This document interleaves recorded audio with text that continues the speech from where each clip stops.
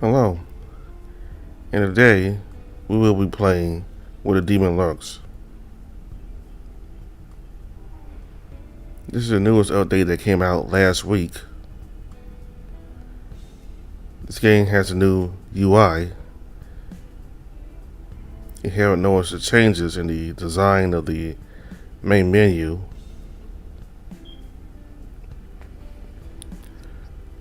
This update continues Lucian's route, and if you play Toast's and Boris's routes, you see the aftermath of the freelancer who failed his mission, I guess. I don't know what failed, but you get to see the aftermath of the freelancer returning to the demon world after its fight with all the other characters in the end.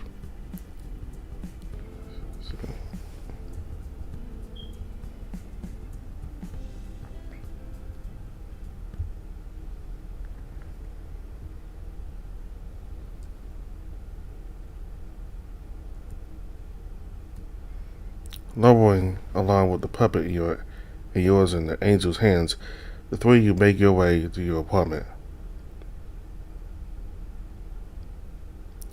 In the Demon Lord's office, Vendrake mulls over the newest letter that has reached him.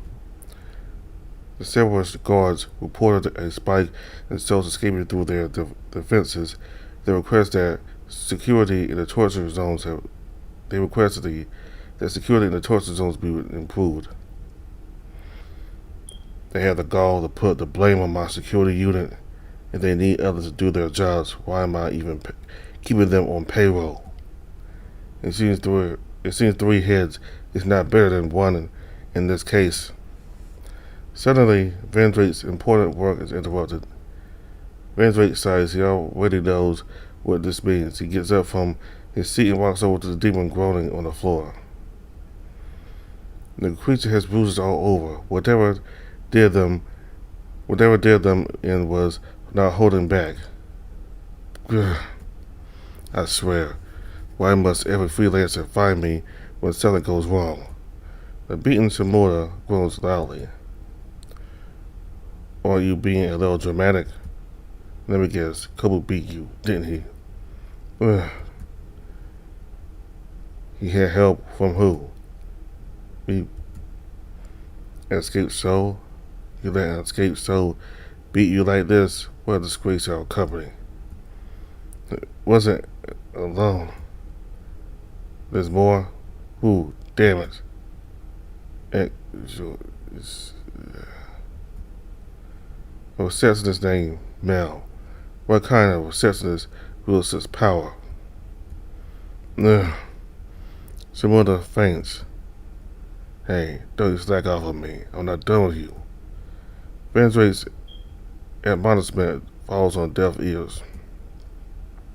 Knox arrives through another portal of command as if he had been anticipating his call. Yes, my lord. Take this mongrel treatment. Right away. Knox summons a portal beneath the demon and Shimura falls through. A groan is heard as Shimura crashes into the ground for the third time in 2 minutes. Once they reform, find out who this escaped soul is and the identities of everyone else who's aiding Kobu. Kobu has allies? Apparently so. Troublesome characters by the sound of it. Put a notice out to the remaining freelancers. Be on the lookout for an escape soul and that blasted mail.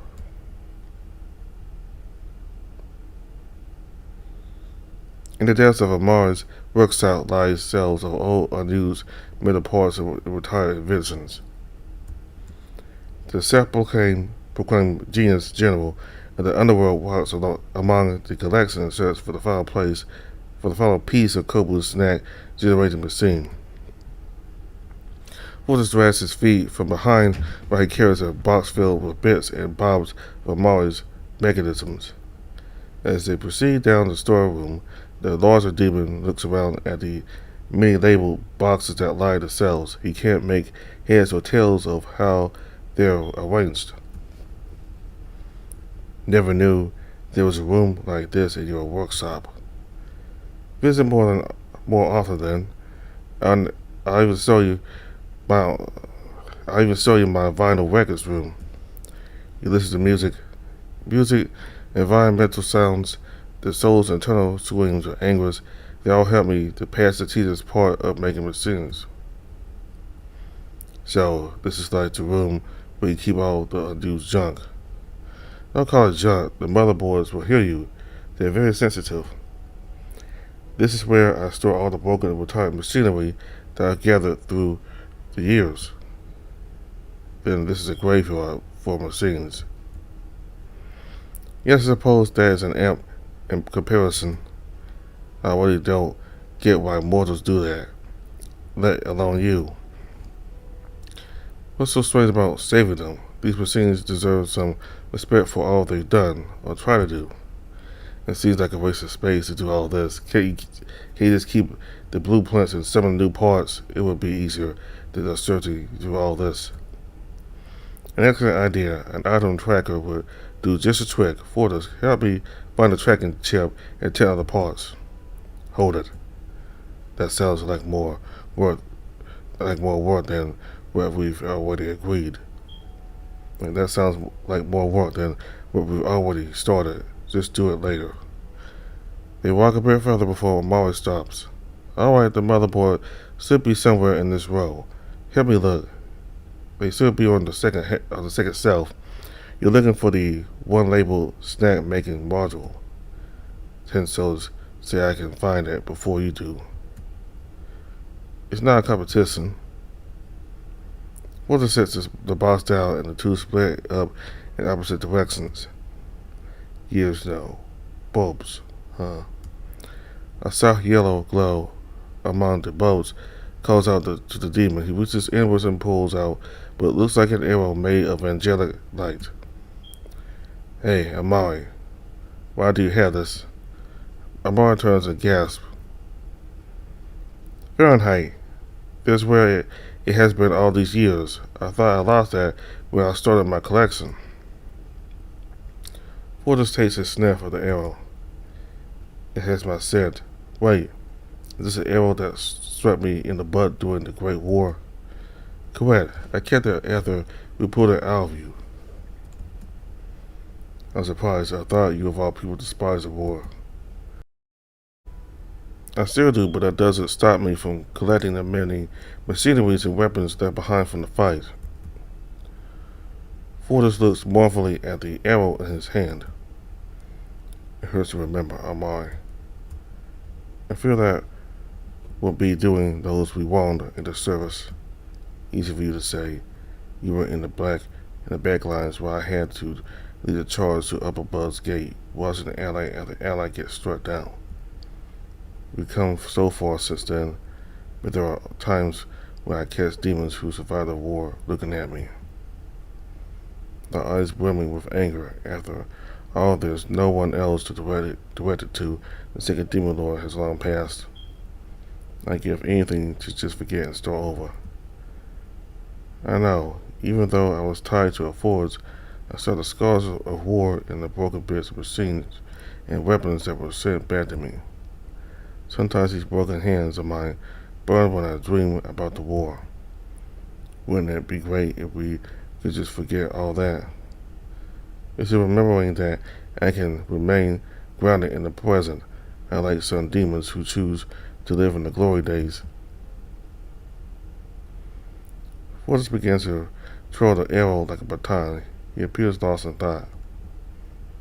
That there arrow is a rarity. It never broke apart. I wonder what happened to the angel that conjured it.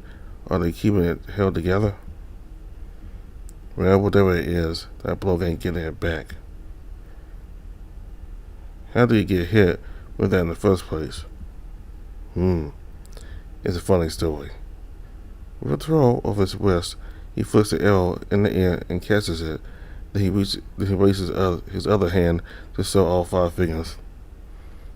It was me against 5 of Upper Bud's goons, their bodies beaten and bruised. I figured they would be easy to take down.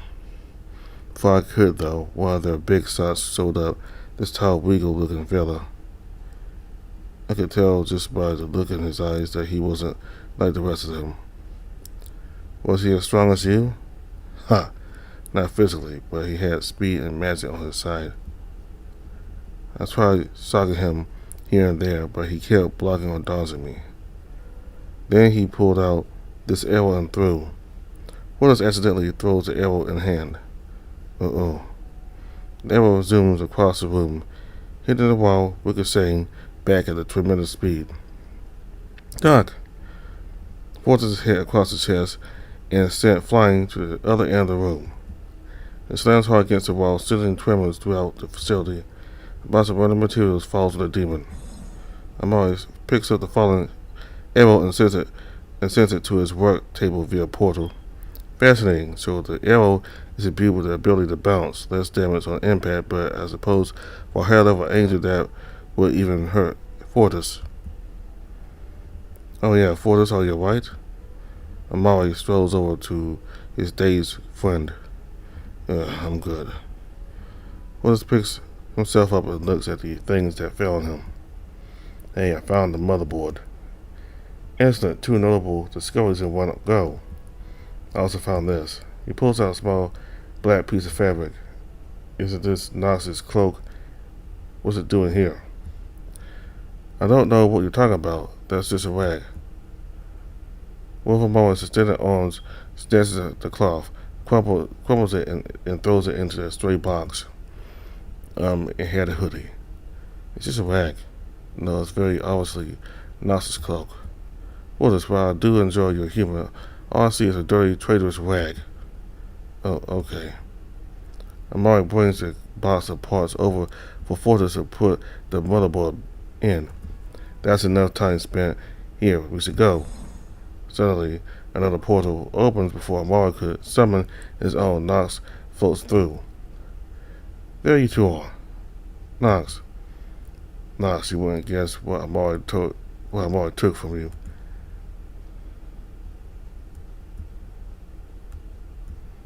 Never mind. Well, I think something's wrong with your security system. When I arrived at the front of the workshop, your robots attacked me.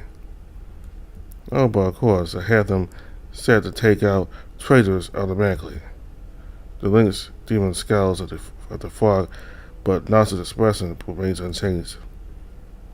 Why are you here, Nox? I have something important to tell you, Amari.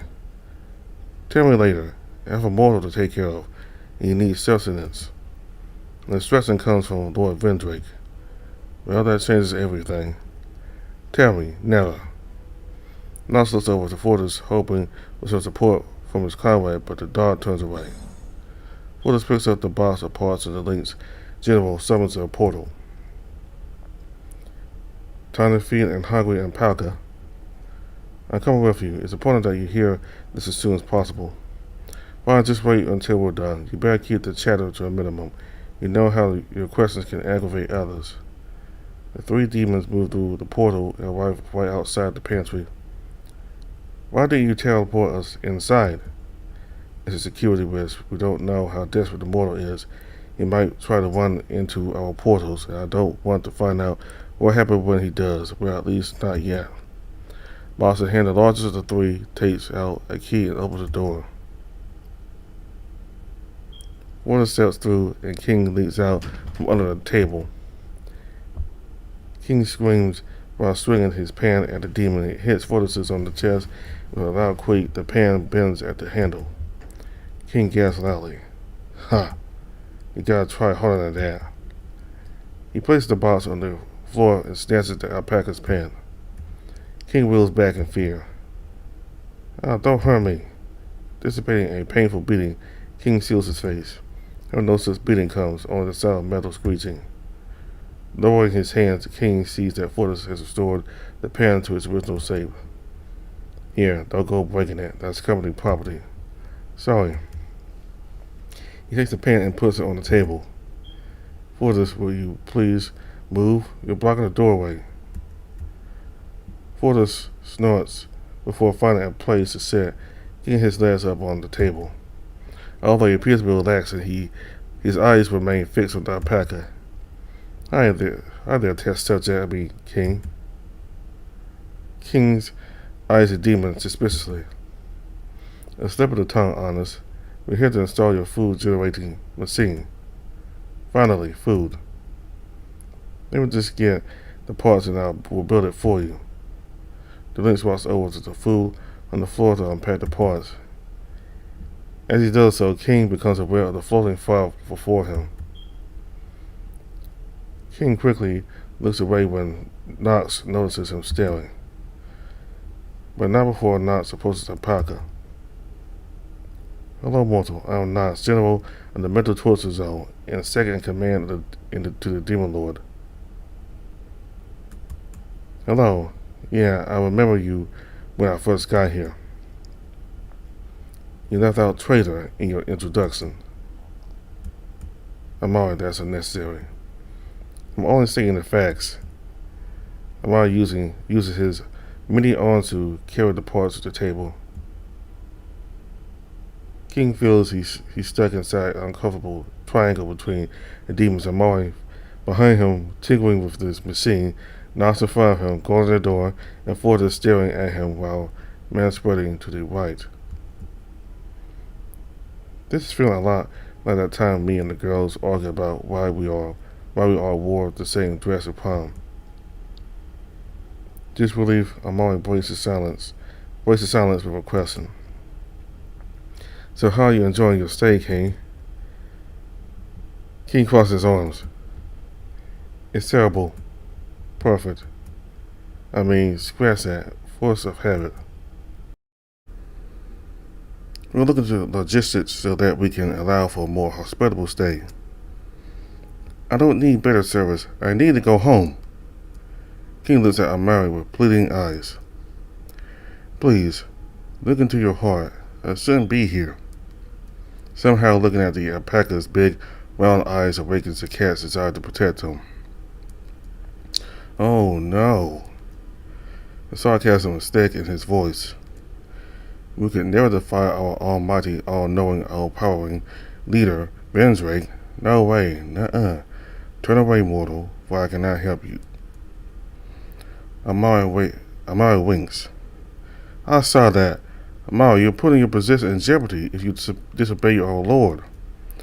Funny how you're thinking about my welfare now, Knox. You're important to the underworld. If you give Lord Vendrake reasons to remove you, I bet you both would love that. Replace me with some other demon that's more obedient.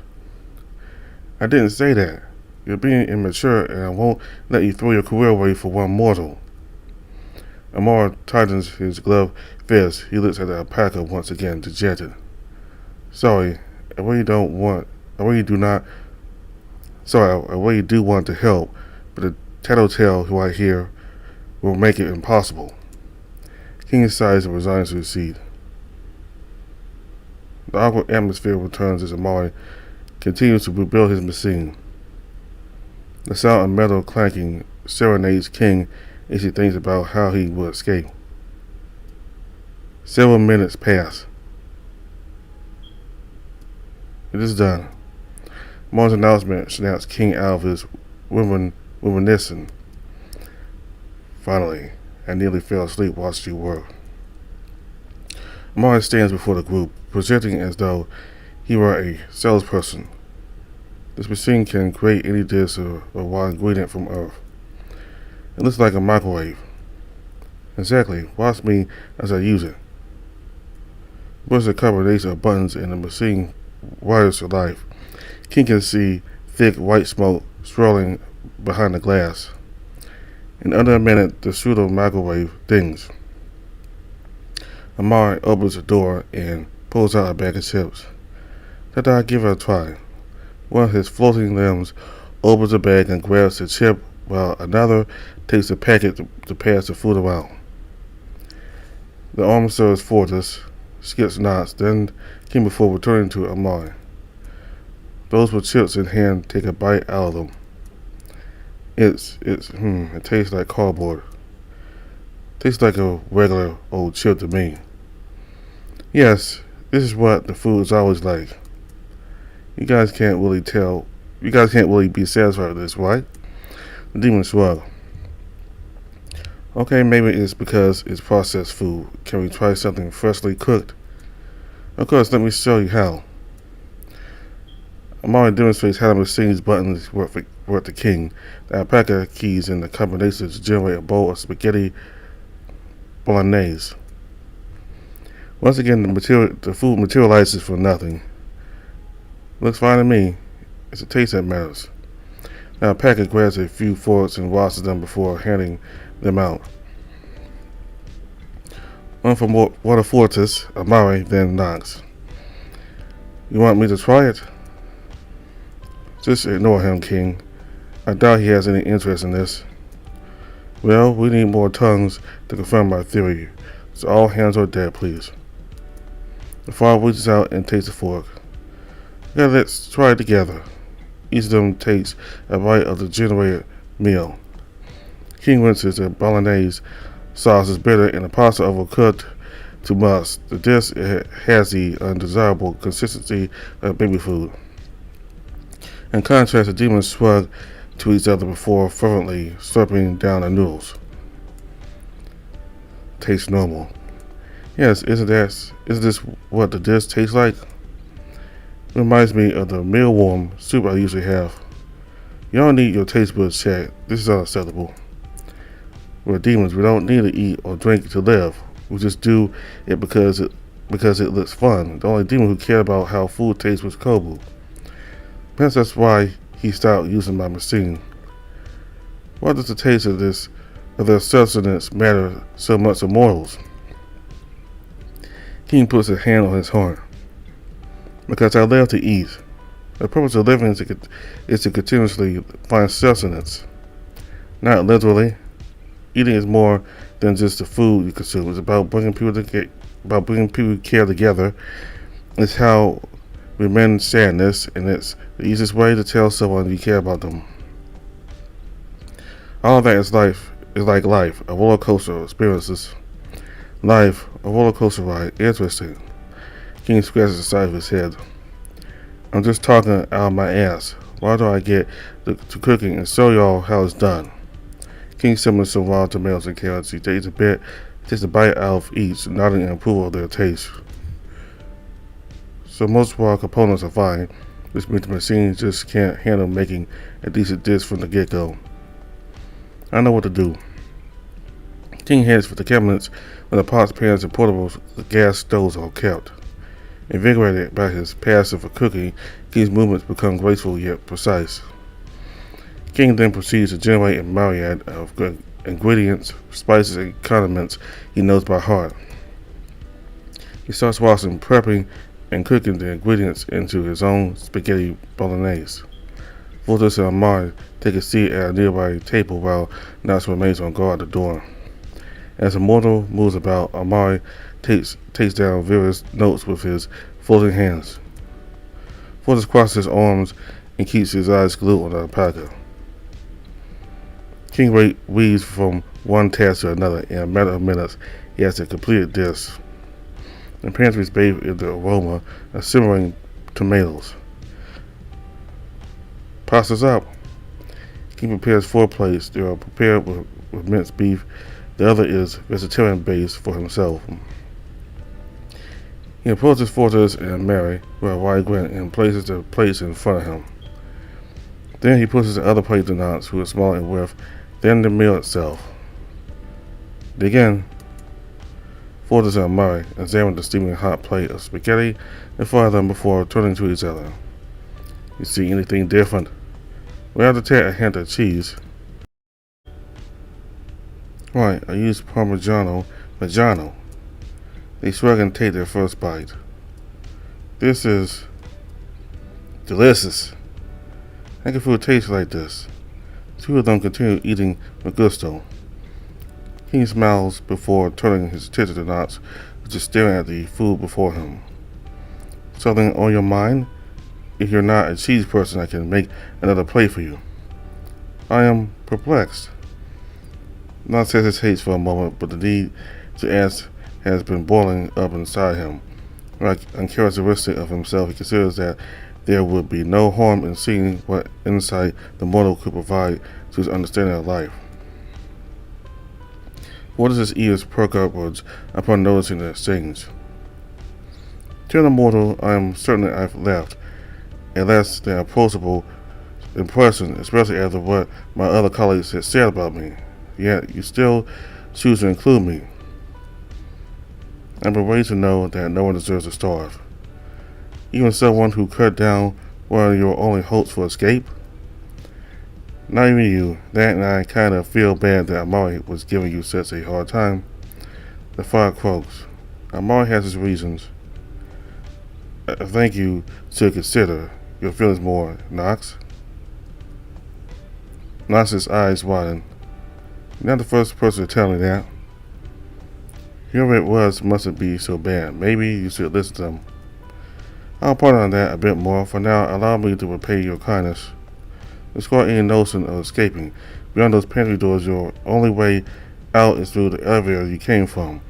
You do not know how to operate it, and even then you'll be hit by another demon long before you reach Earth.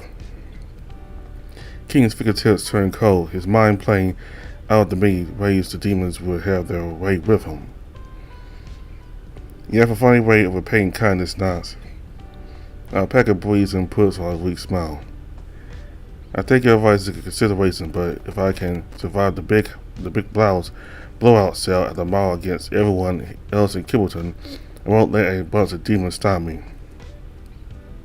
I don't see the similarity between demons and sidgoers. Tell that to the lady that nearly bit my right arm off over a scar. Honestly, I was more of an autumn than she was. King returns to his seat to eat. He silently doubles his willpower to remain composed as he considers how he can escape and help Kobu. Knox, on the other hand, stares with longing eyes at the cat demon scarfing down spaghetti. He ponders its order from Vendrake and the uneasiness that has been dormant within his heart. The far demon takes a bite of the spaghetti. A small smile breaks as he finds some relief in the mortal's meal. A few minutes pass and everyone is done with their meals. The generals gathered by the door, ready to leave. That was a pleasurable experience. I look forward to studying what else you can cook up, King. Vendrake's going to ride your ass harder than ever if you keep avoiding your work. What's worse he's going to do? Kill me? We can't die. Fortis frowns. Noticing his allies' concern, Amari grumbles but ultimately concedes to the larger demon. Fine, I'll do the bare minimum, but I need some time to think about how to help Kobo anyhow. Now, what's the job the Vendrake told you to pass to me? Job? Oh. All he has to do is tell Amari to prepare to go to Earth to kill Kobu. Though now his heart and mind are at war about what to say. Lord Vendrake said to finish your work as soon as possible. His patience runs thin. Amari raises an eyebrow at the fog. Sure? Alright, let's go. Bye-bye, King. As the demon leads through the door, the bejeweled hand that cradles Knox gives the impression of a nod before floating away. Alone once more, the alpaca draws out alongside. He takes a seat and deliberates what his next plan of action is. Getting out through that door is still my best chance. Perhaps if I can learn how the elevator works, I might be able to get back home. I better keep talking to those generals. Maybe they'll let some clue slip. Stretching his arms up, the alpaca looks at the messy pantry. I'll think about it more after I've done the dishes. To be continued. Thanks for playing the latest update. If you want to let us know how we're doing, leave a rating and comment on our itch.io page. We want to hear from you. We're the Demon Lurks is supported by those who sponsor us on Patreon and consider supporting us so we can make the game bigger and better. Or you can support us by buying our merch, available for the final votes at PowerPoint Press. And if you want to be kept up to date on the development, feel free to follow our Twitter, join our Discord.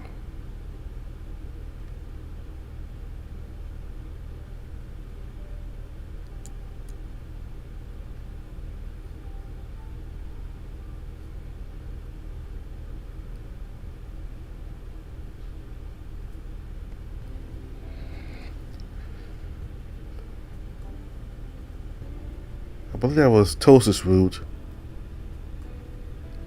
So we're going to see if that seems any different in Morris's root. And then we're going to play the latest content for Lucian's update. So Nox,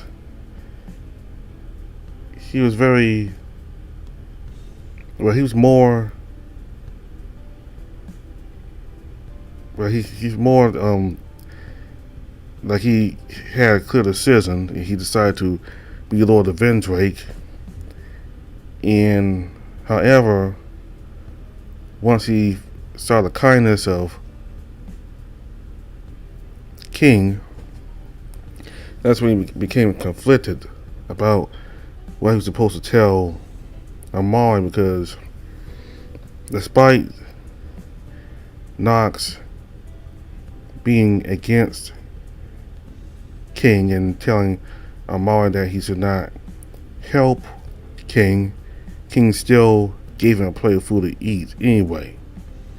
And that really touched Nox because he knew that despite him being against King, King still gave him a plate to eat. So that really kind of changed his mind. I mean, I don't think he's really necessarily at the point of trying to, well, I'll say something. Well, he was supposed to tell Amari to go to the mortal realm, to Earth, to kill Kobu, but instead of telling Amari that, he told him that Vendrake wants him to continue working on his, or whatever he's working on, his adventures, I guess, and that he shouldn't be stacking around. So apparently he doesn't want any of the generals to look for Kobu, because that would make King sad, you know. It seemed like Nox tried to give King some hint about how to escape the underworld. So I think if he continues talking with the generals and, you know, just having conversations with them and being more friendly with them, and they'll be more friendly with him, and they'll be more sympathetic to him, and they might even decide to help him, because, you know, Amari is clearly, I don't think he's against King at all, but he has to do what Vendrake tells him to do, and I guess Fortis as well. So King's gonna have to think about the obstacles he may face if he decides to go use the elevator, if he even figures out how to use the elevator.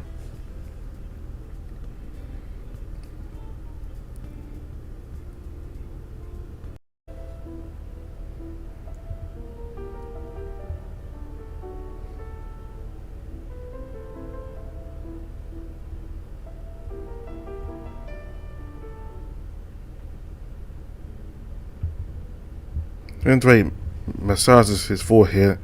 The number of torture demons slipping up at work vexes him. He ponders why such issues are on the rise. But it seems to sickness that his Kobu's leadership has deeper roots than I imagine. No matter, in time these demons will learn to reach their full potential again. Perhaps a regular dose of the company theme song will lift their spirits. Vendrake writes down a note that schedule blasting the music throughout the underworld, confident in the corporate deity's morale-boosting qualities. As Vendrake is lost in his notebook, a pool of dark blood bubbles out onto the office floor. Asaroth emerges, propped up on his knees and gasping for air. and gases from Morris's claws remain open. The demon's flesh attempting to reform but continually burning away at the wound. What? Vendrake hastily moves out from his desk and rushes to his employee. The bull demon recites an ancient spell. He holds his subordinates' shoulders and eases Aswal's pain enough for the demon to utter a few words. How did Kobu do this? No. Aswal gasped for air. Another demon. Who among us is aiding Kobu? Aswal shakes his head. Not one of us, half mortal. Vendrake's eyes widen. How? The freelancer demon coughs violently. Despite his power, the damage Aswal has taken is too much for Vendrake to hold back. That will do, Aswal. Recuperate. Vendrake snaps his fingers and a portal forms below the demon, taking it to the healing ward. Lurks. Knox was through another portal on command, as if he had been anticipating his call. Yes, my lord? Once Aswal recovers, found out more of his half-mortal, half-demon character. A half-demon mortal? That's not possible. It very much is. Search the registry for any who match the description given by Aswal. We don't have such a registry, my lord. Why not? I've foreseen something like this happening 100 years ago. I distinctly recall proposing one. Yes, you did propose such a registry, but Kobu, his father, will fail to see the need and rejected the idea. Vendrake growls. Then find out who this troublemaker is and get started on that registry. Not size. Yes, my lord. Kobu is acquiring a potentially dangerous ally. If they were able to hurt one of our demons like that, one of the other freelancers of this threat, and I want whoever arrives next to investigate that town. Something is amiss. The lone coffee machine on the desktop counter beeps. It rolls to life. And begins brewing the next batch of coffee for its demon masters. The clanking of the doors lock over to announce someone's arrival. A man steps through, waving his many hands in the air. Hello, mortal. Yeah. King leaps out from beneath a table, swinging a broom. His weapon hits the demon with a loud thwack, striking the lynx's cheek. However, the demon stands there, unflinching. King puts the broom down, his burst of courage quickly turning into guilt. Oh gosh, I'm so sorry. I meant to knock you out. Huh? Damage still is about 1 point out of 2,000 health points. Fascinating data. Right, I think your cheek is red. Is there a first aid kit here? Your concerns are necessary, mortal. I've had worse. He reveals his right arm to Alpaca. Gold veins run down his dark, lanky arm, like long cracks from an old and damaged vase. Hey, what's the hold up? The booming voice of the second general emanates from beyond the doorway. Morris's intimidating stature steps through the door with a box of metal pieces in his arms. He's quick to lock the door behind him. Why are you holding up a broom? He was just showing me his amazing swinging skill. The lynx says with much glee in his voice. So he did. Better get used to staying here. The doors are locked and you ain't about to break them down. I know. The alpaca rubs his arm, his eyes darting away. He focuses on a broom in the corner that rests beneath a pile of broken forks, knives, and disused appliances. Amari, take your box of junk. I got to get this fellas with the materials and settle an issue in my torture zone. The dark demon sets a box carefully on the floor. Thank you for doing all this heavy lifting. Keep your eye on this fella, Amari. You don't know what he'll try to pull. Yes. The feline shoots the demon dog away with his many arms. Porter shakes his head disapprovingly and leads through the pantry door. Finally, it's just the two of us now. As Amari approaches King, a pair of floating hands rub together in a seemingly menacing fashion. King backs away slowly. What are you going to do to me? Amari licks his lips. His many hands extends from his back, ready to pounce. I'm going to enjoy every second of this. King's pupils delayed. I'm going to assemble the new food processor. Oh, I just love a good assembly job. The Lynx's demon's translucent hands reach down for the box of parts and bring them to a nearby table. Oh, why, you mentioned that before. Phew. I thought you were going to do something weird test on me. I will, right after I figure out how much that might tamper with your soul. No. Amar takes out various metal pieces and glowing gems from the box and begins to assemble them. He hums a jolly tune, his whole focus on the machine.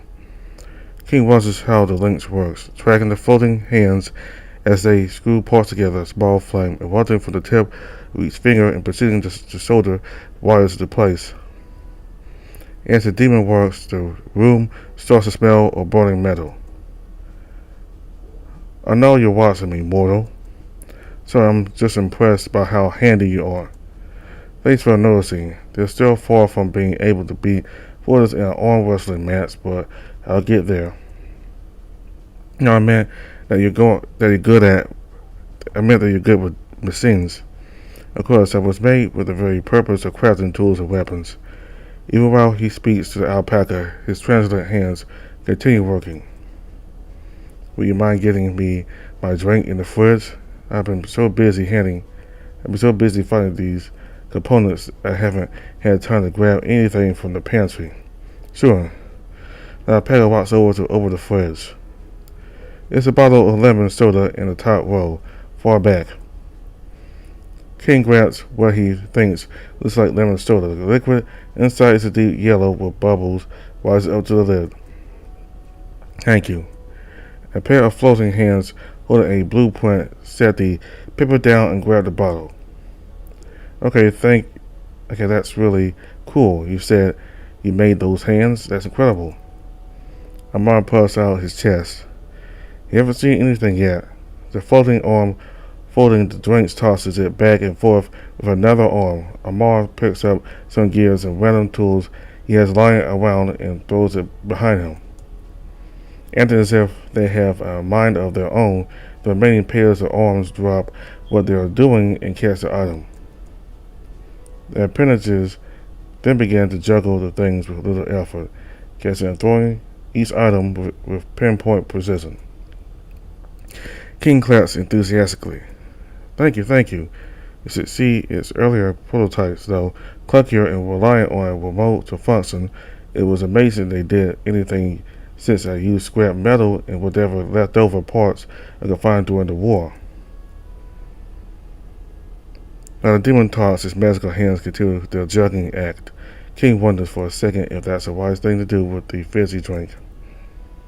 I would definitely love to see that. Are you like an inventor or demon? Not just an inventor, I am the general of technologies and weaponry, the underworld's most brilliant demon. In general, like in the army? Yes, we command hordes of other demons under us. Well, hordes, how many are we talking about? Enough to guard and torture souls across the span of time. Well, I'm struggling to picture so many demons taking orders from Kobu. We did at one point in time.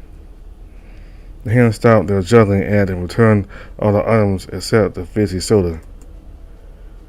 King catches a glimpse of the Lynx biting his lips before continuing to assemble the device. Though the alpaca holds some doubt about getting too close to the demons, King can't help but sympathize with the demon's pain expression. Amar picks his head up and looks at King in the eyes. You're his friend on Earth, right? Tell me, how's he doing? Before I came here, Kobu was healthy as can be. He was doing great work at the convenience store, and we hang out on DD-14 whenever we could. The demon smiles. I'm glad as long as he's out there, there's hope still for this company.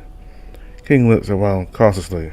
Wait, is it okay for us to be talking about Kobu so openly? Won't your boss here? Van Drake is not my boss. It never will be. He's a grumpy old fossil, always lamenting about the old days and has no respect whatsoever for my craft. King's gaze drifts. He notices the hands are now struggling to uncap the bottle. If he's all about how things were better back in the day, then why did he overthrow Kobu in the first place? It has always been the law of the underworld that the only being that can be Demon Lord is Demon Lord. The hands are violently shaking the bottle, slapping it left and right in their efforts to open it.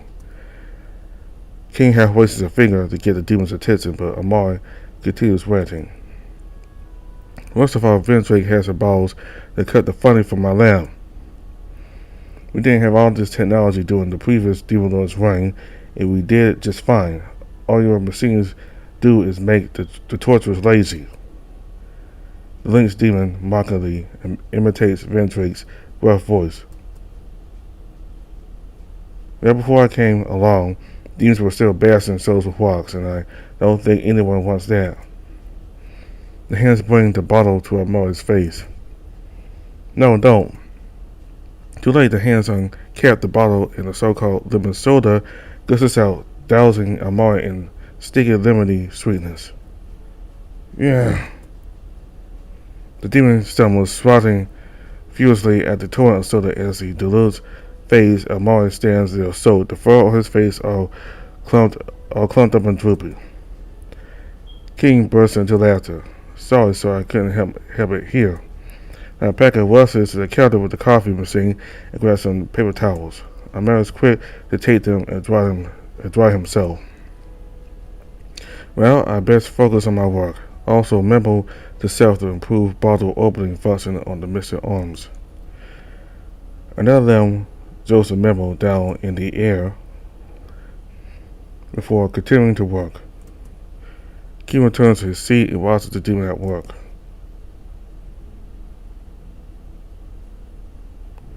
Finished. Well, it's a microwave. The food generating machine does indeed look like a regular electronic microwave, except that there are more buttons inscribed with odd symbols. It may resemble a household microwave, but instead of simply heating food, it generates the entire dish from its core components. Allow me to demonstrate. Amari presses 3 buttons and the machine wires to life. King can see thick white smoke swirling behind the glass. In less than a minute, the microwave dings. Amari opens the door and pulls out a bag of chips. That's incredible. Amari opens the bag, grabs a chip, and bites into it. Try one. It's safe, I assure you. It's like the materials on Earth. That does not assure King in the slightest, but he complies nevertheless. Okay, here goes. Now Packer snaps off a crumb of potato chip, bringing it up to his nose. It smells like a chip, but does it taste like a chip? Slowly, the alpaca puts the artificial morsel in his mouth and swallows. It's kind of bland. Isn't this how your chips usually are? King turns his head at the sound of the door opening in front of him. Porter steps through with several books in hand. These are all the books I could find. He walks over and places the books on an occupied chair. Porter, come try these chips I generated. Porter takes the bag and devours it in one bite. Could use some chili and peppers, but they taste like any other chip. King rests his hand on his hips. Hang on, let me try another. He takes a whole bag. He takes a whole chip this time and eats it. It's flavorless and distinctly chewy. Nope, it's not that good. It tastes like I'm eating cardboard. Well, let's generate something else. Observe, mortal. I'll teach you how to use the machine at the same time. King nods and follows along. After a brief explanation, Amar generates a plate of spaghetti bolognese. Let's find the mean. It's the taste that matters more. Packer grabs a few forks and washes them before heading them out. Okay, let's try together. Each of them takes a bite of the generated meal. King rinses the bolognese. Sauce is bitter and the pasta overcooked to mush. The dish has the undesirable consistency of baby food. In contrast, the demon generals swear to each other before fervently slurping down the noodles. Honey, rest in peace to your taste buds if you think that's good. It tastes like most of what's in the underworld. That's terrible. How can you live like that? There are demons, or bodies that require material sustenance to maintain function.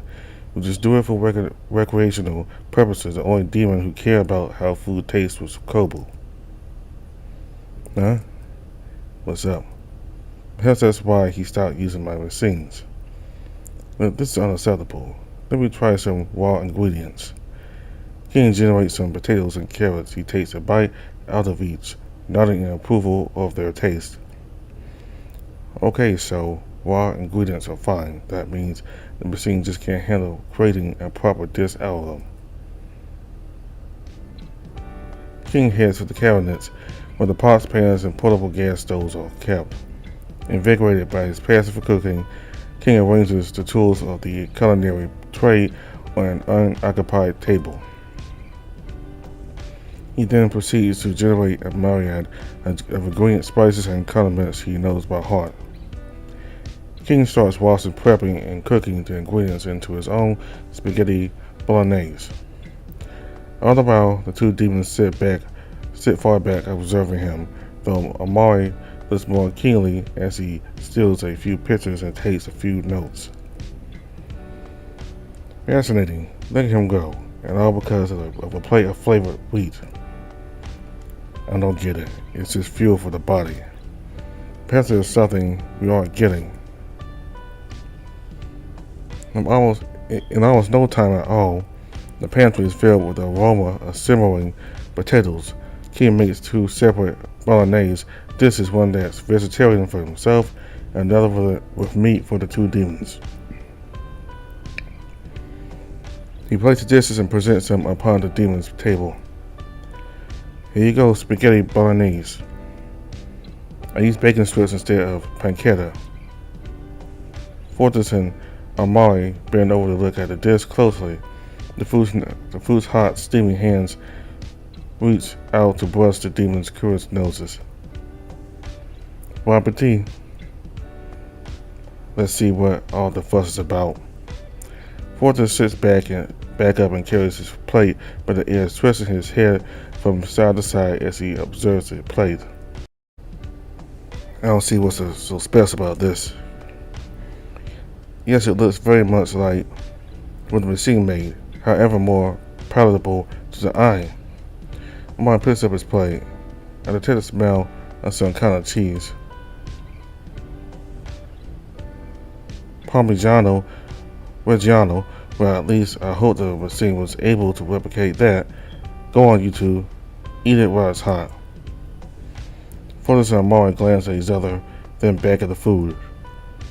The two pick up their fork and take a bite out of the meal. This is delicious. It's like never ever tasted before. The pasta is a bit firm, yet easy to chew. The tomato sauce is tangy, salty and a little sweet.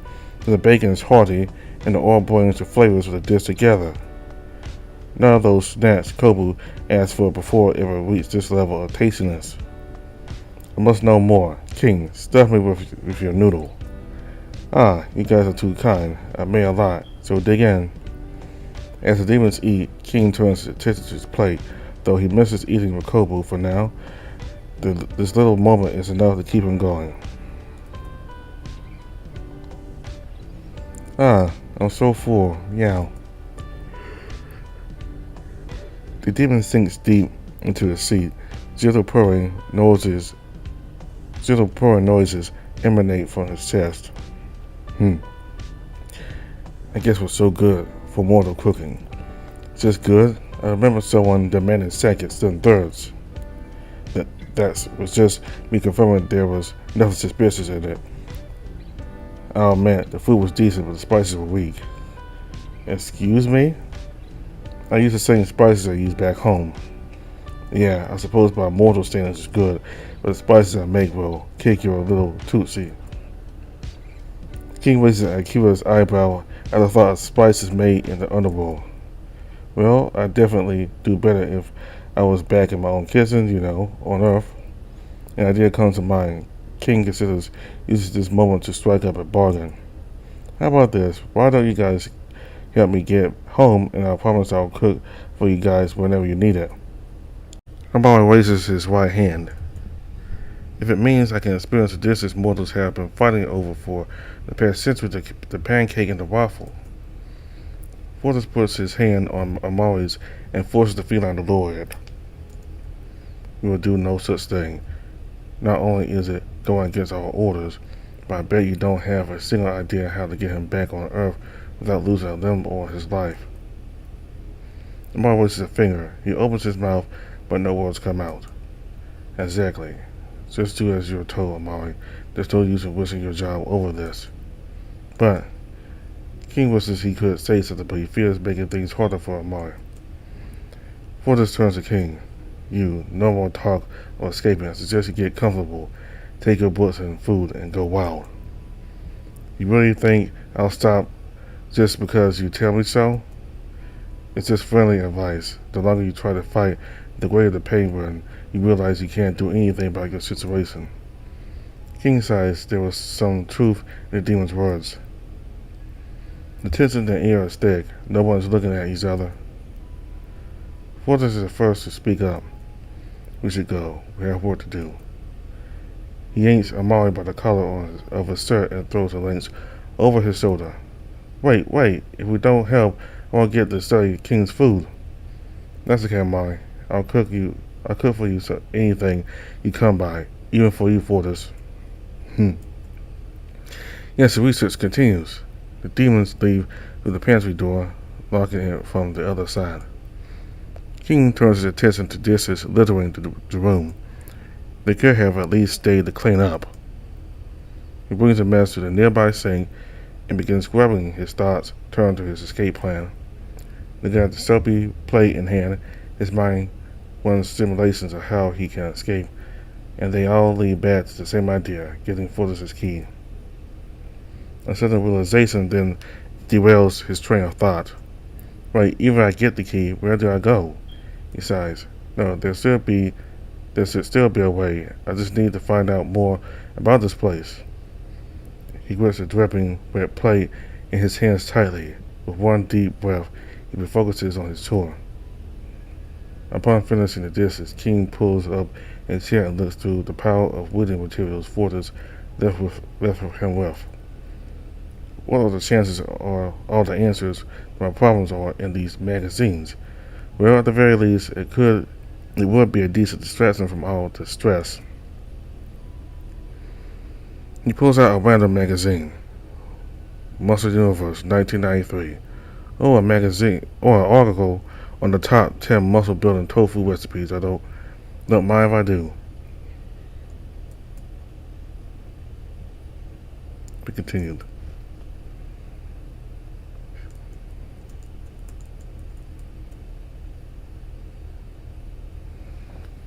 So,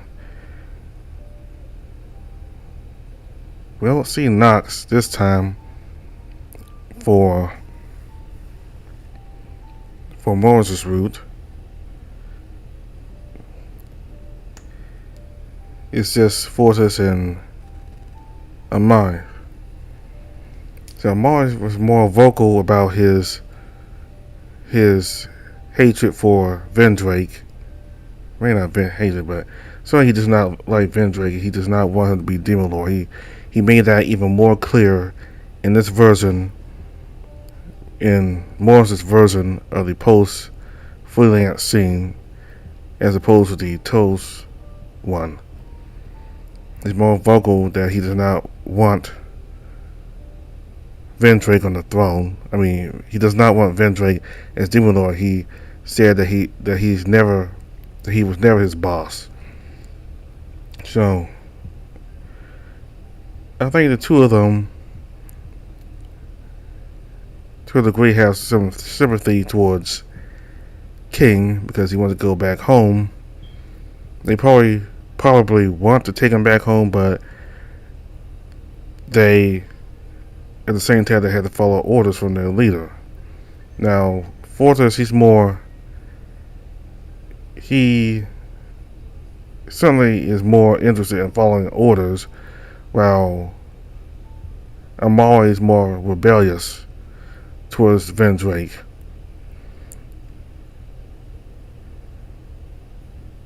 So, it's like in the toast version of the scene in Morris's route, King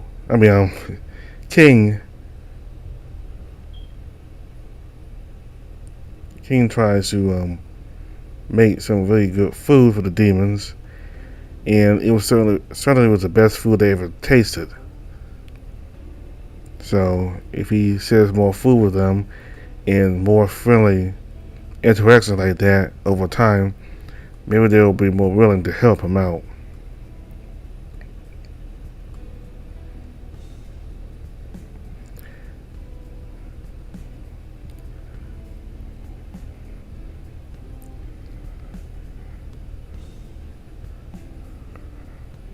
So when the demon first appeared before Vendrake, I forgot the demon's name was Astaroth, I think, but he told Vendrake that there's a half demon and half mortal, and that half demon, half mortal was Morris. So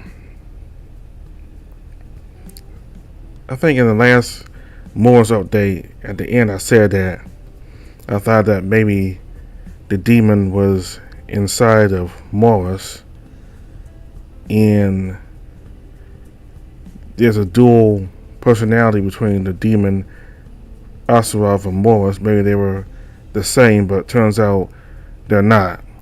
That somehow Morris has been influenced by the demon, or maybe there was something about Morris that he either hid from everybody else or did not know himself. That maybe he has some kind of demon in him as well. So I'm really eager to see what happens with Morris.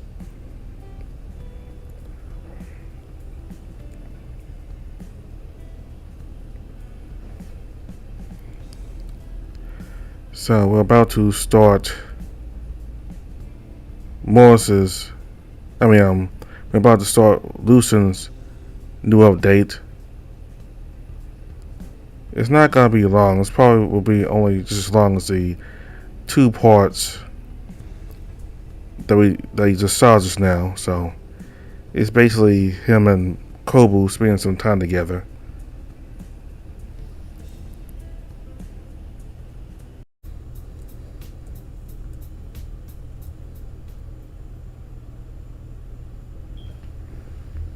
You grumble, you follow him either way. Lucian doesn't say much during the walk, his attention taken up completely by the cube.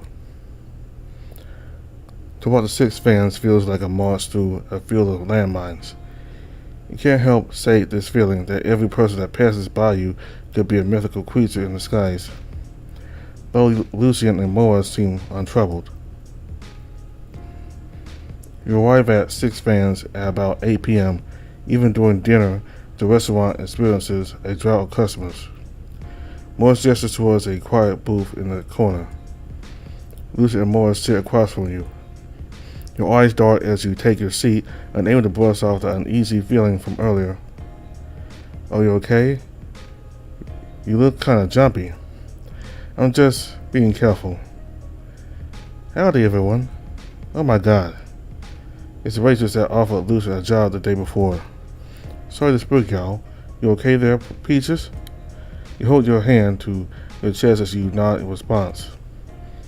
Why, Lucian, what a coinkydink. I was just about to text you after closing up. Lucian raises an eyebrow at her. You got the job, sweetie. You can start tomorrow at 11 a.m. I even have your uniform picked out for you. You look about my ex-husband's size, so it should fit nice and snug. And expected result. What about the matter of my pay? It'll be the standard $2.50 an hour for a 12-hour shift. I don't expect to be in this town for long. May I request my pay be given at the end of each week? Sure thing, sweetie. I already have that arrangement set up with ourselves. How unfortunate. I will be at your service tomorrow.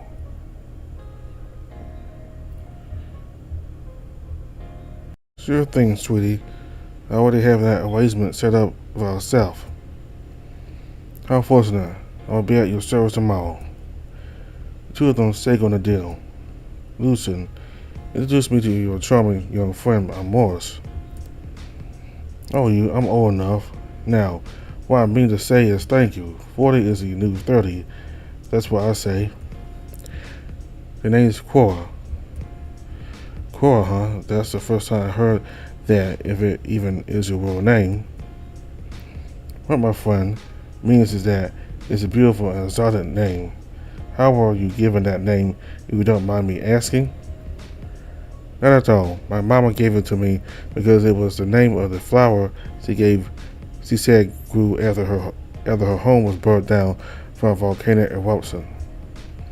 Oh, a volcano. You and I need to have coffee and talk more about that one day. Cora giggles. Why don't I take y'all's orders first? She hands you all a menu each. After a minute browsing the menu, you all place your orders and have the table to yourselves. More scouts in your direction. What's with you? I'm sorry, I'm just worried that there's an enemy hiding in our midst. I mean, the mythical creatures could be anyone. Relax, I can see through the disguises. You got nothing to worry about. I can confirm that. Well, that's good, I suppose. Lucian purses his lips. Wait, how come you haven't attuned your eyes to the game's magic? In my perilous state, bad enough that magic is a totally different breed from ours. Lucian leans forward. Give it a try. You'll never know for sure if you never make an effort. All right, but how do I know if it's working? Here, the seal is a copy of the alarm spell they use to attack demons entering the town. Can you see the symbol on this? The boy produces a slip of paper smaller than the palm of your hand. There doesn't appear to be anything on it. I see it. It's starry-eyed with 10 lines around it. I don't. Good. Then try adjusting your vision to it. Lucian takes the paper and holds it in front of you. Your eyes narrow as you concentrate as hard as you can on the paper. You stare even harder, picturing in your mind the shape and feel of the mythical creature's magic you've seen this far. The veins on your neck are throbbing as you concentrate harder. Lucian looks concerned. Kobu, you okay? Your whole head is practically vibrating at this point. A black circle burns into shape on the paper. I see it. There's a circle. Let's hope for you yet. Concentrate harder. A star appears within the circle, then a single stroke above your eye. It feels like your eyeballs are about to pop out of your head. Beads of sweat trickle down your temple. You curse the remaining lines for not appearing yet. With a loud gasp, you fall back into your seat. I can't. I give. It appeared you were so close. Try harder. You raise your hand in front of the oblivious angel. That's all I got. Vendrate messed up my magic, in case you've forgotten. The angel hands the paper back to the boy. We can't leave you in the state. If the rings become hostile, you'll be a sitting duck. I'm open to suggestions. No worries. I could whip up a few more charms so that you see through their disguises for a price, of course. Here am I not surprised. All I ask is more details about both of your places of business. After all, how often can exorcists say they've had a chance to share a table with a demon lord? I can already see where this is going. There are consequences to learning about our world, you know. Can't we just sit and eat?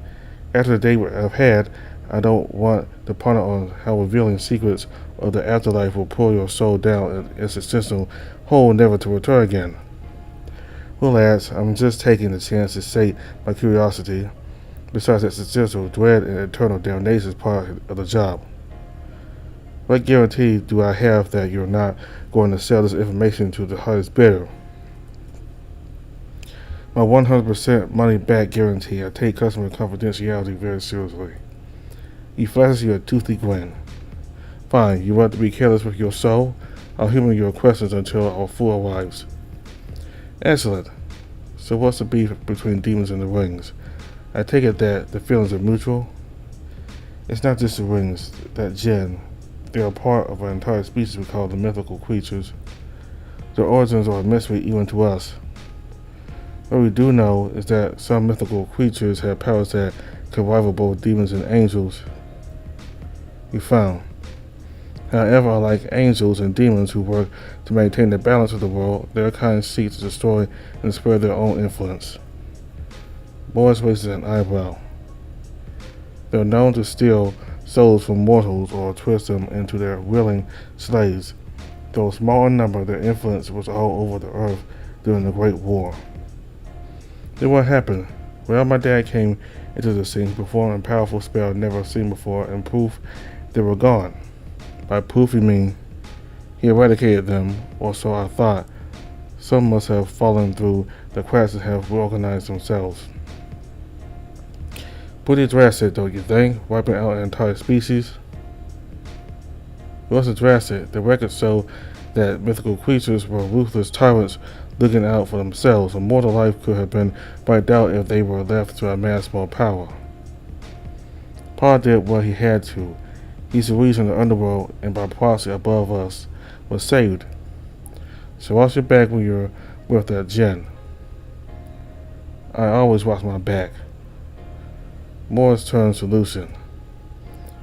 What about you guys? The angels don't have anything to say about the mythical creatures? Lucian clasped his hands together.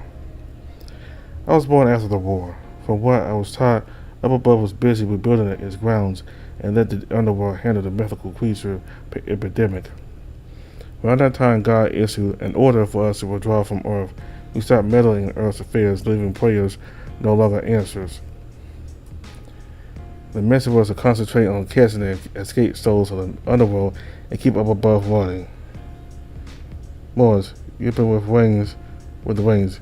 Do you know if the underworld gate is part of a bigger plot against the underworld? Morris shrugs.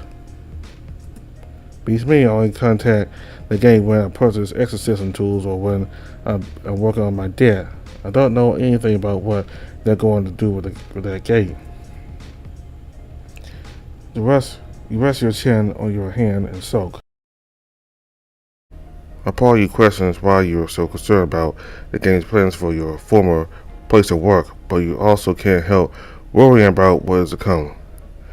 Backtrack a bit. What was this great war the underworld was a part of? My grandfather was dissatisfied with his position, to put it lightly. He was well known for hating how the underworld was stuck with the scum of the earth, and for the denizens of up above disrespect his authority. It was a clear case of envy. Cobra's grandfather wanted the glory and worship God was getting from earth, and started a war to get to it. An utterly childish act, no offense. None taken. Heaven really is so great that even the demon lord wanted in. Then I've got to ask, how do you determine who goes there? Your nose wrinkles, the uneasiness in your stomach has settled, and you're curious to see how this mortal will react to what you tell him. When any mortal life expires, they are brought to the first level of the underworld. Imagine a huge building where you and millions of other souls are lining up to be assigned your place in the underworld or up above. We call it the Department of Mortal Vitality. The DMV, like where you get your driver's license, sorted? Yep. Okay, go on. They run the usual test, color blindness test, reading comprehension, and the evaluation of your soul score. Now the last one, that's the most important one. Your whole life's history is reviewed by the demons there, and a final score, be it positive or negative, will determine your place. Well, what if they get a 0? We used to send them back in the line to be tested again. By the time they arrive, they'll show their true colors. Hold on, I got a bone to pick. Sounds like there are already predetermined rules about what actions cause your soul score to rise or fall during judgment. There is an extensive list of choices that take into account the circumstances and consequences of each action. It seems to me that mortals would benefit greatly if they had access to that list. Also, based upon my observation of mortals are scurrying about without a clue as to how to live, we ask them to live honorable lives, but we never tell them how. Up above set holy scriptures down when they were founded, but such things did little in guiding the mortals on the right path. Can you blame us? Those scriptures were vague at best. Anyone who could read those twist those messages into who knows what. An example of why your kind is nothing but a nuisance. Taking the kindness of our Lord for your own ends. What a waste. Give people the power of premonition, the power to see the end of their choices, will do the world a lot good.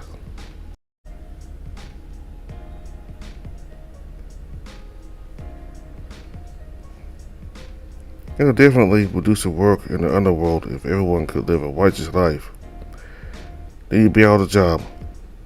Fine by me. I don't know, could you really picture a world where everyone knows their fate, whether their actions would lead them to damnation or salvation? Lucian nods definitely. It would be the ideal and proper world. The mortals would have no reason to go against one another. They would find a sense of kinship working towards the same goal, now knowing how to save their souls.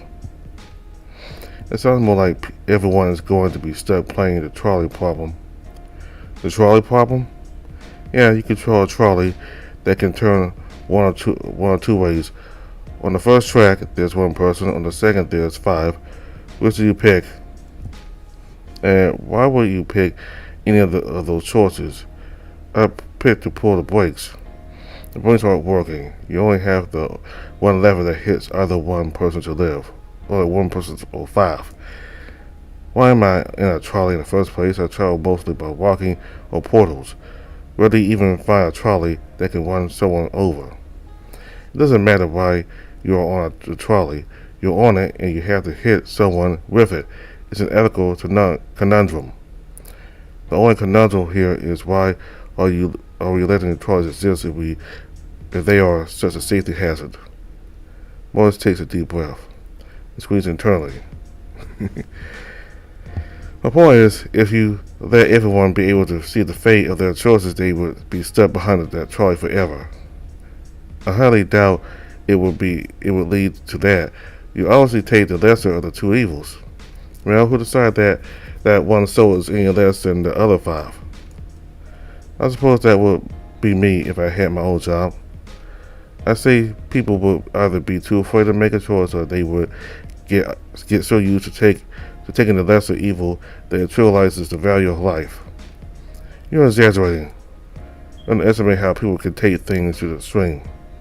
I mean, I suppose there would be outliers. Now that I think about it, won't everyone just end up doing the same thing because it will guarantee their place in up above, like they're maxing life itself? I mean, what? I have goosebumps picturing everyone dressed up the same, all smiles and just copying one another. Like a whole world full of copy-paste housing estates. Those are inconsequential compared to the bigger picture. Lucian, you're picturing an ideal world where everyone can follow what's expected of them, but honestly, not everyone's lucky enough to do that. Plus, if it's that easy to get eternal happiness, there'd be no reason for people to grow. Grow? Yeah, people clash and make mistakes, but you have to admit that that's how we get better as a species. Lucian frowns as he crosses his arms. The people are silent as everyone seems to contemplate the points raised. Why do mortals have to make everything so complicated?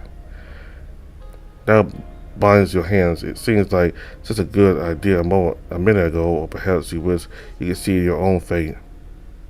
Perhaps things would have been different if you had that foresight.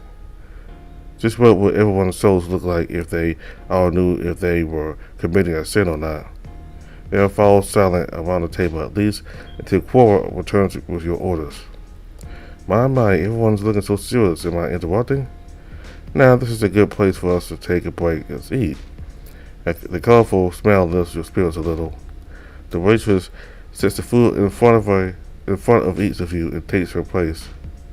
Takes her leave. Lucian orders a basket of plain fries. Morris got seafood lasagna with a side of brownies.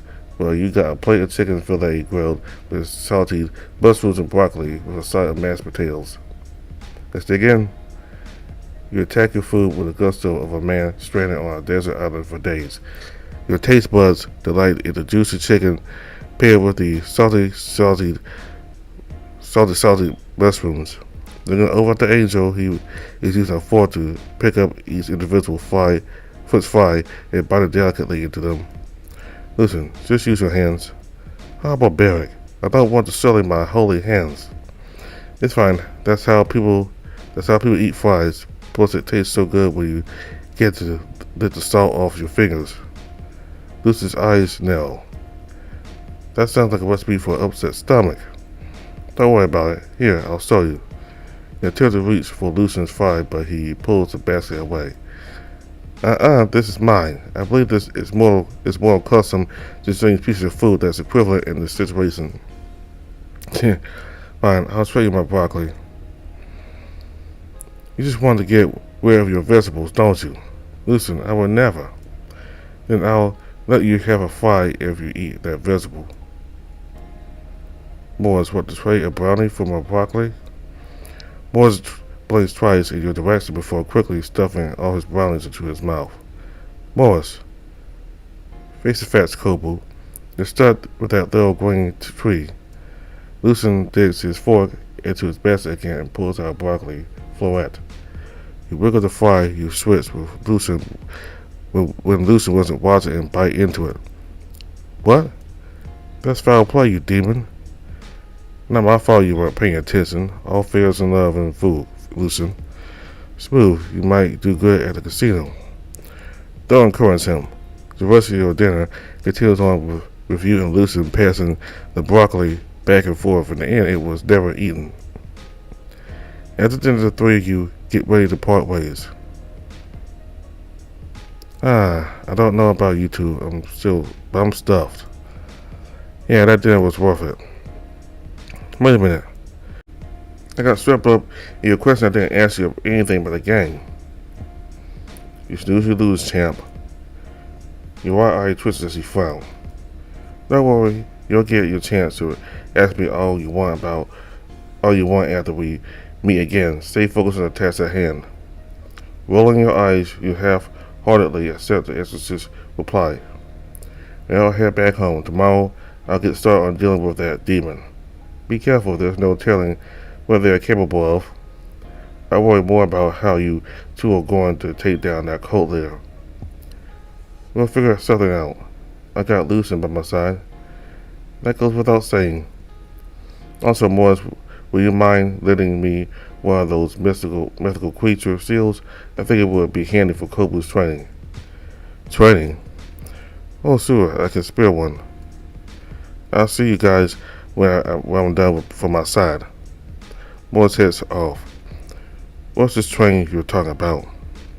Trying to get your powers to working levels, but first let's go home. Oh. He grabs your hand and pulls you close to his chest. Lucian, but what are you doing? I thought it would be faster if we flew back. No, I suppose it would, but won't people see us? Who would be looking in the skies at this time of night? You don't know that. Let's just walk. You place your hand against his chest, trying to build some distance from him, but somehow you can't bring yourself to push him. With your hand buried against his exposed chest, the warmth of his fur spreads through your palm. Thank you for the offer, anyways. Being so close, you're keenly aware of the height difference between the two of you. He solemnly nods and turns to head in the direction of the apartment. Her cheeks feel warm as you follow from behind. All is silent while the two of you walk beside each other. You still glance at the angel. Your thoughts will not leave you alone. He was pretty helpful today. But you also tell him that. No, he'll probably be all like, "You were impressed by that? How cute." I'm being silly. You look at him again, all aloof. So you bury your hands in your pockets and keep walking. After some time, you and Lucian reach your apartment. As you enter, you stretch your arms out while letting out a satisfied groan. I'm beat. Lucian taps your shoulder from behind. Kobu? Yeah, Lucian? There's something I need to check. Will you mind taking off your clothes? Oh, of course. What? There's nothing like that. I want to test my theory about your powers. Your training hinges on this. Lead with that next time. What's the idea anyway? Your powers began to fail after you were kicked out of the underworld, right? Right. Vendrake hit me with her blue orb. After that, I lost basically every ability. There must still be some remnants of your powers in you. After all, you can still see demonic and angelic magic. I mean, I've lost pressure among other things. I can open some portals, but they are not stable. Then I want to find where your source of power lies inside you. Maybe if I dig deep enough, I can free it. Healing is a specialty of angels. I guess it's worth a try, but do I really need to get naked? Your underwear will suffice, Kobu. It's easier for me to trace magic with fur contact. Sure it is, Lucian. If you ever want to have a piece of this, you can just say so. You chuckle as you raise your arms behind your head and shake your hips. You notice him staring at your bare chest. Now that I see you and smell you, will you mind taking a shower before we start? Later, let's get this over with. The angel closes his eyes and takes a deep breath. Is he embracing himself or having second thoughts? Fine, get on the bed. That's what he said. You dive blindly onto your unkept mattress like a seasoned pro. He who? I honestly don't know. It just felt like something I should say at the time. Lucian gets on all fours and crawls on top of you. Your eyes widen as you take in the sight of the angel's piercing blue eyes, as tingling sensation spreads from your chest and slowly up to your face.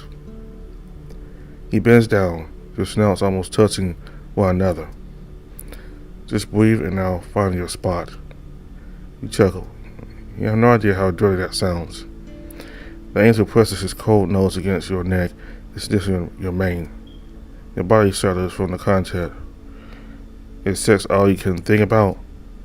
Don't knock it till you try it. He rests the back of his hand on your forehead. Why are you demons engaged in procreation? Aren't you afraid of the impact you would leave on the mortals? I mean, we have rules against that, but it's not something we can enforce easily. The only guarantee is that, with the exception of the demon lord, the offspring of demons and mortals usually don't survive conception. Even if they did, almost none live long enough for us to understand what they are. The angel's hand moves down to your white cheek. So, who do you usually meet for your escapades? Anyone who's willing to hang out and party, really. We spend a week or two just having the best time of our lives, and I'm out of there. Leaving behind, well, nothing. Got to write their memories after all. Curious. Lucian bends lower and rests his head on your chest. Why do I get the feeling that you don't believe me? From my observations, you seem the type who prefers consistency. I wonder what that means considering your history of chasing desire. I'm not sure how to answer that. He slides lower. now resting upon your stomach. You raise your arms, unsure where to put them. Lower your voice. I hear something. The angel's eyes seem to shine under his intense gaze. He runs his fingers through your short fur. His touch feels so gentle and comforting you could purr. The warmth of his voice spreads throughout your body. It's a pleasantness you're not even sure you felt before. Is my heart supposed to be racing? I mean, I've cuddled before. Recall the many partners you've held in your arms, but there's something uniquely comforting about Lucian. He seems to light up the room itself. These feelings, they befuddle you. It's like having a favorite pillow on top of you. How do you feel so comfortable just being here with him? I hear your magic. You're too engrossed in comfort to properly pay attention. It's waxing and waning, like there's something holding it back. I wonder, in your comfortable stupor, a thought lingers in your mind. I want to pay him. Just let him do this. Yes, I'll pet the doggo. Don't do it. You'll weird him out. I'll pet him and call him a good boy. Your right hand reaches out and you pat the back of Lucian's head. The hair is smooth as silk, each strand slipping through your fingertips. You are amazing today, Lucian. Huh? His wide eyes and dropped jaw cause you to think you've done something wrong. I'm sorry, I couldn't help myself. No. He puts his hand on top of yours so you won't take it away. I was just surprised. It feels pleasant. You may continue. Please. Your face turns some shade of red as you nod back to the angel. You continue to pat the golden bundle lying on top of you. His tail thumps against the bed. You've never been touched like this before? No, it's always been my wish that God would pat me and tell me I did good, though. Does Gary really give that good pats? You continue by scratching behind his ear. Lucian pants a little and smiles. It's more than that. It's about being acknowledged by profession by our Creator. I suppose Gary is like a father to you angels, at least in my eyes. He does so much for up above, and we all strive to make him proud. A realm full of classic angels like you, no wonder Earth or the underworld can compare to that. Up above is the crowning jewel of life, the nirvana are all in search for. What's it like to be a part of that? You can feel like you're a tiny piece amidst a sea of stars. That sounds kind of overwhelming, to be honest. His grip on your fur tightens. Sometime it is. Lucian, it's nothing, just a passing thought. So you were saying, you're helping me to get Gary to praise you? It's my wish that he would see me amongst the crowd. Well, I see you. You both start talking and stare into each other's eyes. Oh, thank you, Your heartbeat pounds loudly in your ears.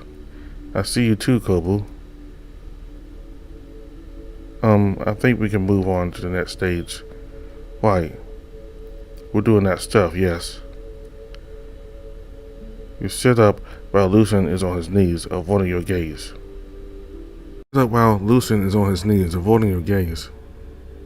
I don't know how to undo the spell that's weakening you, but perhaps I can share with you some of my powers, at least enough for you to start being useful in battle. You're talking about mixing angelic and demonic magic together? Is there something weird that's going to happen? I doubt it. I've read that it has happened before, and at most it's a temporary solution. Just trust me. I do trust you. So how are we doing this? For this, I need to be in contact with you. Close your eyes. As you close your eyes, you feel the angel's hands holding onto your hips and his forehead touching yours. His voice falls to a soft whisper. Don't fight it. Just let me in. You feel the warmth of his breath against your lips. Nothing happens at first. Heat begins to build from your sides, like dipping your body into a hot spring. The temperature escalates as seconds tick by. A bright flash of light envelops your mind. Your entire body stifles as energy courses inside of you. Lucian. That voice, Gary? The voice echoes in your mind. You realize this isn't real. Your name will be Lucian. May you be a bright light to our guests per your namesake. What is this? Look, I managed to conjure a feather. Lucian? No, this isn't really him. Just one? I suppose that will do. Look, I've managed to conjure 50 feathers at a time. Now that's how you do it. Learn from Serial, Lucian. Oh. The voice draws close before fleeing into the abyss, each time breaking fragmented conversations that confuse you. Are these voices from Lucian's memories? I got a job to capture a dangerous spirit on Earth. It's worth 500 points. Like you, I want a high point job too. Monsters assisting in building the new wings for the new souls.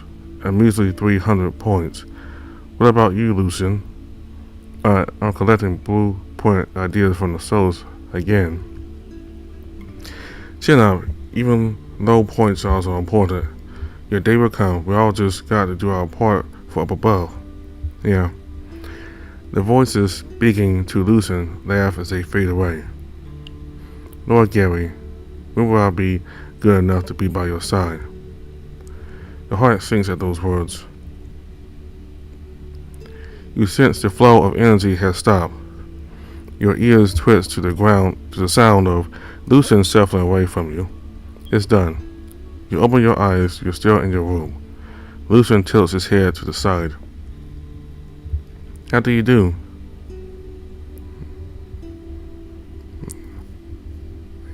How do you feel? Still the same, I think. I didn't say anything just then. You didn't say anything just then, did you? I could hear voices in my head. Strange, I wasn't saying anything. What did you hear? I could hear you speaking to other angels, Uriel and Suriel, I believe.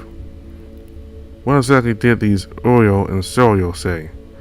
You guys were comparing your prowess at conjuring feathers and discussing the tasks assigned to you. Lucian chuckles but doesn't look you in the eyes. I also transferring my powers lead some memories. Don't worry, just forget about them. They're random conversations at work, that's all. Okay, so did it work? Lucian pulls out the seal he borrowed from Morris. Only one way to find out. Attune your eyes to the gang's magic once more. You concentrate on the paper in the angel's hands, remembering the feel and the smell of the medical creature's magic. A silver eye with 10 strokes appear on the paper almost instantaneously. I see it, it works. It's working. You did it, high five. You raise a hand in the air trying to high five the angel. What? Why are you showing me the palm of your hand? Smack my palm, silly. It's a high five. People do this when they're excited. Oh, alright. He raises his left hand and awkwardly pushes it against your palm. And good enough, I can't wait to try my powers again. I wonder how many of them have returned. You raise your right hand, attempting to summon a portal, but Lucian gently brings it down. Save that for later, I have to admit, but I'm very tired after transferring my powers over to you. And we do have coaches to find them all. Oh, right, we should sleep. Thank you, Lucian, for the magic. Think nothing of it. However, if you must show gratitude, I'd rather much prefer you keep your word and shower first before resting.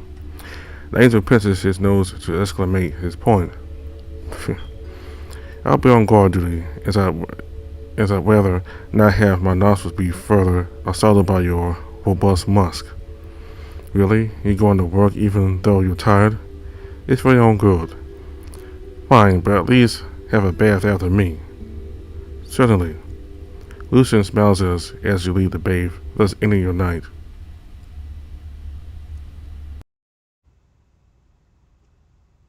Thanks for playing the latest update. If you want to let us know how we're doing, leave a rating and comment on Israel page. We want to hear from you. We're Demon Lurks is supported by those who sponsor us on Patreon. Consider supporting us so we can make the game bigger and better. or you can support us by buying our merch available from the fine folks at PowerPoint Press. If you want to be kept up to date on the development, feel free to follow our Twitter or join our Discord.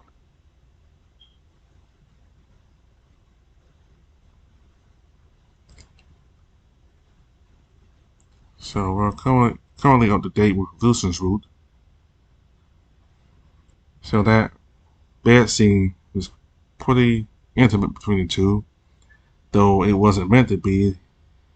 Lucian wanted to figure out a way for Kobu to gain his powers back.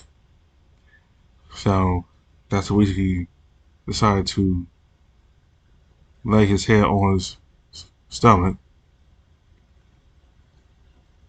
And also in that scene, Kobu was able to he's able to experience Lucian's memories and all the other angels having better higher pay. They get higher points.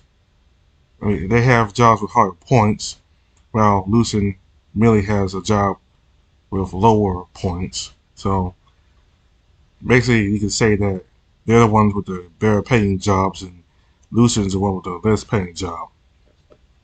And throughout his route, we've seen throughout his route, throughout all the updates featuring Lucian. Lucian has always been determined to prove himself and impress God, and that whenever he doesn't get any appreciation, or if he doesn't get that amount of appreciation he wants, he feels like he failed, and that makes him want to strive even further.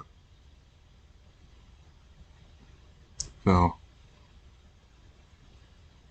I think if he succeeds in this mission, he'll make Gary happy, because Gary is God.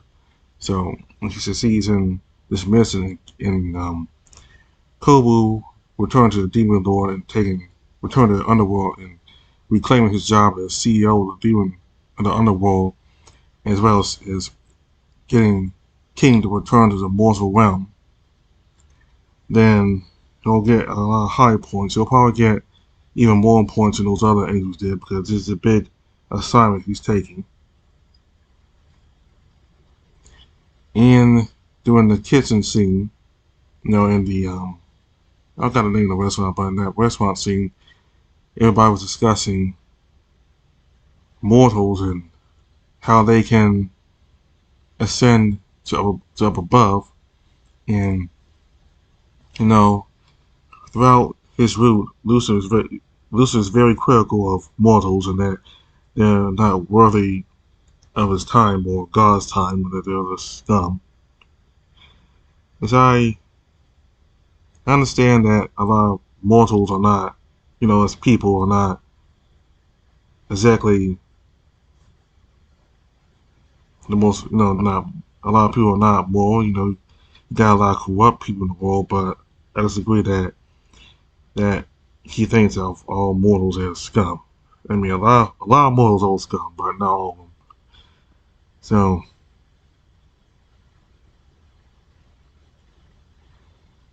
Morris interjects and tells Lucian that, Lucian says that if only people followed the scriptures and obeyed it, then there wouldn't be so many people going to the underworld, and there'd be more people up above.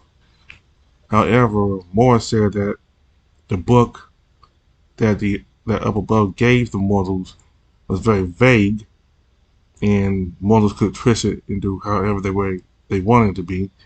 And after that, Lucian said that mortals were not worthy of up above. So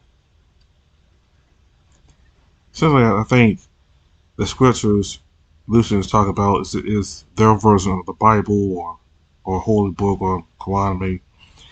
So got to talk a lot about religion here, because I figure it became demons and up above at some point, we were talking about they be talking about things that were kind of like religious, like souls and doing and living a righteous life. So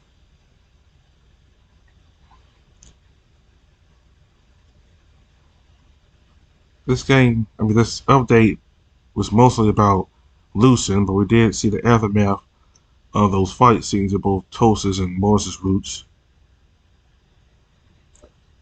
We know that Morris is a half demon, half mortal.